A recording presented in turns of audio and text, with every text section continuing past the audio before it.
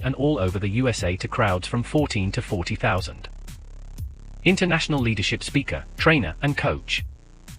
Author of Learn to Raw Leadership, Attitude Hack, Live a More Excellent Life, 5 Battle Strategies of a Victorious Warrior. 2021 President's Lifetime Achievement Award recipient. Founding partner of the John Maxwell team. Toastmaster International Speech Competition semi-finalist.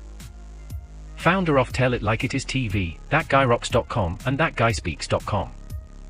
Creator of Story Power TV, Transforming Grace TV, and Leading Leaders Podcast. Producer of 4 TV programs and podcasts for Liftable TV and World Trumpet Television, as well as multiple social media channels. Please help me welcome J Loren Norris. John Maxwell calls it the law of the picture. In short, the law of the picture says, people do what people see. Which means you kind of demonstrate to people the way you want them to treat you by the way you treat them, the golden rule policy. But you also demonstrate to them how they should treat others, especially when they're your offspring or the children that you're responsible for stewarding the lives of as a dad. And as a dad, the way you treat them and the way you allow them to treat you will demonstrate or destroy their ability to submit to leadership authority for the rest of their life. Yep, I'm afraid, Dad, this one is on you more than anybody else. That's what I want to talk about today on Leading Leaders. Subscribe now for our extensive video library of leadership lessons promoting faith, family, and freedom. I'm J Loren Norris with Leading Leaders Podcast. And I can tell you that as evidence in my own life, I didn't learn proper respect for authority as a kid. I remember literally, this is no exaggeration, about 2 o'clock in the morning, a friend and I decided that we wanted to harass the people who drove up and down the highway that we lived adjacent to.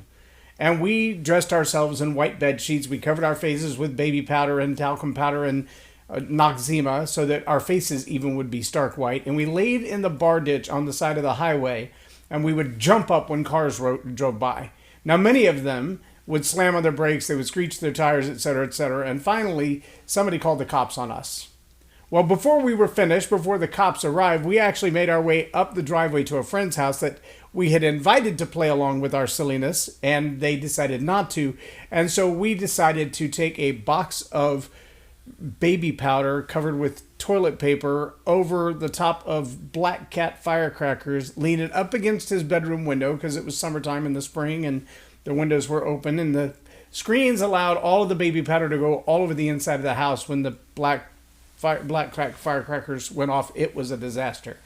His mother remembered that for decades later. Well, she called the police as well. And so the police came up and they were shining their spotlights, and I knew his brother had a spotlight for hog hunting, and I thought it was his brother. We popped out of the grass and we ended up in the backseat of a patrol car. Now, that's not the good way to start off your life to become an adult when you're 13 or 14 years old, to be hiding in the grass from the police and then actually climb in the car for them. That's not a good start. But the officer that night realized that I was the only son of a single mom. He took me in the back of the police car. He drove me back to my house in handcuffs, walked me into the garage because nobody ever went in the front door, knocked on the door at about 3 a.m., and then said to my mother, if you need some help teaching him respect for authority, I have an extra belt. And he was very serious about helping to enact corporal punishment where he felt like maybe my mom couldn't carry the ball on that, so to speak, because I was getting too big for my britches. Now, I'm going to tell you, after reading many of the books that I've read, the idea of authority doesn't always have to be tyrannical authority. But the idea of respect for authority is usually taught by the male figure or the male role models in somebody's life. When the line is drawn and they say, don't do this or there will be severe consequences. However you establish those consequences must be absolute. Absolutely established and absolutely acted on. See, even today, there are toddlers that are in and out of my home on a regular basis. And when Poppy says something, Poppy's not joking. And Poppy lets a lot of stuff slide and won't even scold you for it. He'll just laugh at you because what you did is stupid and you're going to pay your own consequences. But there's also a place where Poppy draws the line and says, don't do that. And for some people that don't do that seems like, oh, you're just being mean. No, it's because that's an escalation of something else. And don't do that is the beginning of disobedience. That, in my household, has a greater consequence. Disobedience and defiance has a greater consequence than whatever it is you might have done wrong. That has always been the case. I learned it early on when my boys were little, when we might scold them for, say, throwing a football in the house. And I would say, don't throw the football in the house, you're going to break something. Don't throw the football in the house, you're going to break something. And if the football broke something, it's easy as a parent, as a grown-up, to think, well, it was a $3 ashtray, or it was a $5 glass, or it was a $1,500 television set, and then make the punishment meet the expectation or the expense of the thing that was broken. And that is an error. That is an enormous error. See, there's a couple of problems with it. The first of which is we tend to get emotionally attached to our things, especially things that are hard to replace. A picture of a loved one, a one-of-a-kind trophy, something that nobody else can replace. I remember as a kid throwing a boot at my sister because that's what my stepdad did when he got angry. He threw boots at us because he couldn't chase us. And he would tell us, don't ever run from me, because if I catch you, it's going to be 10 times worse. Whatever punishment you deserved, it's going to be 10 times worse.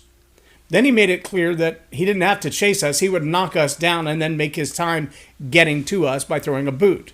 So when I lost my cool with my younger sister, I threw a boot at her. I missed. I hit his 3-tier plexiglass chess set right in the middle and shattered it all over the living room. It was really hard to hide the fact that a 4-foot-tall 3-tier chess set wasn't sitting on the table where it was when he left. It was really hard to put it back together without 10,000 tubes of super glue. And so all I could do was face the punishment that I knew was coming. And trust me, he meted out the punishment based on his valuation of that chess set. One of a kind, hard to replace, very expensive, and that's the price I paid. I learned early on in my fatherhood and my being a dad that there's a lot more in life than the possession of the things that we have, the material value of the things that we have. And the more important thing is not having thrown the boot and broken that thing versus, I don't know, a 20-cent knick-knack from the dollar store. No, that really wasn't the point. The point was the defiance and the anger being out of control that allowed you to throw the boot in the first place. See, when toddlers in my house have to pay the price for that disobedience, the disobedience itself, the defiance, the running away, the yelling no, the backtalk, those have a higher price than whatever may have gone wrong. My boys learned that early on too. Yell no at mom, and you're going to cross paths with dad, and it's not going to be good. Defy mom, and you're going to cross paths with dad, and it really doesn't even matter what the defiance was. It doesn't matter what went wrong. It doesn't matter what the circumstances were. It doesn't matter what all the conditions of the event were. Mom is the second authority in this house, and you will obey and respect her, or there will be a price to pay. Now, that doesn't mean that mom's never wrong. It doesn't mean that dad's never wrong. It does mean, though, that the first thing you need to do is respect the authority that's over you. You need to listen to mom and dad. And if they're wrong, they will apologize later. Trust me, Dad. That is the hardest thing in the world to do. If you have not learned yet to apologize to your children when you were wrong, start practicing now. Because the older they get, the older you get, the more things you're going to figure out you didn't know as well as you thought you did, and you're going to have to apologize. And if you'll start now and get in a habit of it, not only will it be easier for you to learn to apologize, trust me, it's hard, but it's absolutely mandatory. But it will also make it easier for them. Why? Because people do what people see. If they see you disrespecting your wife or their mother, guess what they're going to do? They're going to disrespect their mother. If they see you disrespecting other authority or talking bad about your boss or talking bad about their school teachers, guess what they're going to do? The same thing, because people do what people see. And believe it or not, Dad, even when you think they're not looking, oh, they're looking. They're listening. And they will lead just like you lead. They will lead the cat and the dog and their younger siblings just like you lead them. The lack of respect, the lack of honor, the lack of integrity, the lack of desire to please them. Yeah, when you decide it's going to be my way or the highway, and it's just going to be like that, and you've left out any human emotion that might be on their part, you're teaching them. You're teaching them to be a narcissist. You're teaching them, and when they grow up, they get to have it their way and tell everybody else what to do, and they don't have to care about anybody else. They don't have to be worried about anybody else's feelings or wants, needs, or desires, and that is a disaster recipe in the making. I really believe, and this sounds crazy harsh, but I really believe this to be true. If you look back at the summer of 2020 and some of the behavior that was happening in the streets, and there's no doubt in my mind that some of the behavior in the streets was actually hired work, meaning some of the people who were breaking into the high-end stores and giving away the merchandise or stealing and then selling the merchandise, some of them were there because they were paid actors to do that. But many of them were there because they'd never been told there are consequences for doing wrong. I read just this morning an article about a woman who was awakened at 10:30, 11 o'clock at night by a carload of teenage girls who pulled up in front of her house. Now, it said the girls who actually enacted what happened were 13 or 14 years old. I don't know who was driving the car, but obviously an adult, in order to be old enough to drive and therefore violating all kinds of laws on their own, but they can be charged with the crime. The girls decided they were going to go beat up another girl from school. And when they got to the girl's house, the mom said, "No, you're not going to do that. That's my daughter. I'll defend her. You need to go home." And the girls jumped the mom, beat her so badly they broke her nose and left her with a concussion that lasted 6 or 7 days before she went to the doctor to get it fixed. Now, young 13 or 14-year-old girls, that's not their normal behavior. Now, I know there are mean girls out there, and I know there are violent girls out there, but that's not the norm of a 13 or 14-year-old girls. Trust me, I raised 2 of them, and I've spent the last 15 years around herds and herds of young people 8 to 15 years old. For the last 10 to 15 years, I've spent time around them. That's not their normal behavior. That was instigated. That was propagated by something else. Now, whether that was social media or that was bad parenting, I can't tell you. But I can tell you, when a 13 or 14-year-old feels like they have the right, the power, and the opportunity to assault to submission a grown adult, we have a problem in our society. And that problem started with dad not being there to say, "Don't cross that bridge. Trust me, when you get to the other side, there's going to be a price to pay, and you will not like that price to pay." There's something that dads have to do in this raising of children that cements the idea of leadership. It cements the idea of leadership authority. And it says there's a right way and a wrong way to do this. And you don't just get to have your way every time. That little narcissistic behavior that was natural and cute in you when you were 3, mine, that's fine at 3. After 3, you need to grow up. You need to outgrow that selfish behavior that the whole world belongs to you. It doesn't. And the world doesn't owe you anything. In fact, it's the other way around. You owe society, and you owe culture, and you owe life. The right to be here is a privilege. And you need to pay back to society just the right to be here. You need to contribute to society. You need to be a worthwhile investment in our culture. And if you're not going to do that, there's going to be a price to pay for that. In most cases, that price is incarceration. Yeah, you get to lose all your rights and privileges. If you can't figure out how you're going to contribute to society, to be an active member of society for the betterment of everybody else, then the price that you will pay is to be in a little metal box for the rest of your life. If you can, on the other hand, figure out how to respect your fellow human being and treat them with dignity and appreciate their humanity, give grace where grace is due, then you will be a contributing member of society, doing your fair share, pitching in, being a part. But see, a lot of that, I dare say 90% of that starts in the home with mom and dad doing a co-equal job of raising young people to be responsible adults. It's not the job of the community. It's not the job of the village. It's the job of the parents who brought them into this world to raise them with the responsibility of being individually responsible. That individual responsibility also, though, comes with individual rights. the right to be yourself, the right to be unique, the right to wear your hair purple if that's what you want to do. I don't care what you wear your hair as long as you respect authority, as long as you follow the leadership that's leading you in the right way in life.